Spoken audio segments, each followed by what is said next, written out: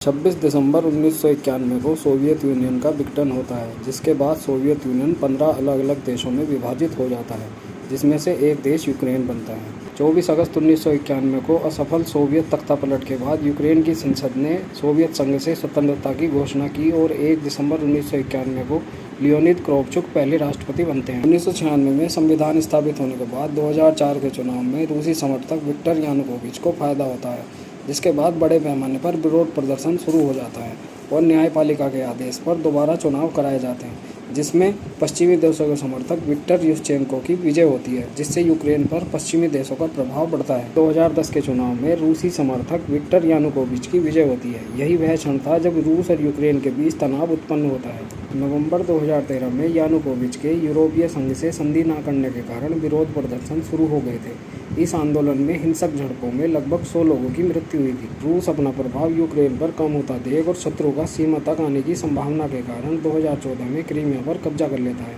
जिससे रूस और यूक्रेन के बीच युद्ध की शुरुआत होती है, जिसके पश्चात यूक्रेन यूरोपीय संघ के साथ संधि कर लेता है। 1949 में द्वितीय विश्व युद्ध के बाद यूरोप और उत्तरी अमेरिका के कई देशों द्वारा एक राजनीतिक और सैन्य संगठन नॉर्थ अटलांटिक ट्रीटी ऑर्गेनाइजेशन अर्थात नाटो की स्थापना की जाती है, जिसका मुख्य उद्देश्य सोवियत संघ से सामूहिक सुरक्षा था। ऐसे में यदि आपका शत्रु आपके पड़ोसी के साथ आपके विरुद्ध लड़ने के लिए संधि करता है, तो स्वाभाविक है कि आप अपने बचाव में हर संभव प्रयास करेंगे। यूक्रेन ना ही यूरोपीय संघ का हिस्सा है और ना ही उत्तरी अमेरिका का हिस्सा है, तो उसके नाटो में होने का केवल एक ही महत्व है कि यूरोपीय संघ और अमेरिका रूस के समक्ष भविष्य में अच्छा प्रभाव रखना चाहते हैं। भारत के अलावा यूक्रेन में भी एक मूर्ख व्यक्ति उपस्थित है, जिसने अपनी राजनीतिक मूर्खता और पश्चिमी देशों के प्रभाव में अपने देश को युद्ध में धकेल दिया है। 24 फरवरी 2022 से ही यह युद्ध चल रहा है और 16 फरवरी 2025 तक इस युद्ध में यूक्रेन के 46,000 सैनिक मारे जा चुके हैं, जबकि 3,90,000 सैनिक घायल हैं। आपके देश की सीमाओं पर यदि आपका शत्रु उपस्थित हो तो आप सदैव युद्ध में ही रहते हैं।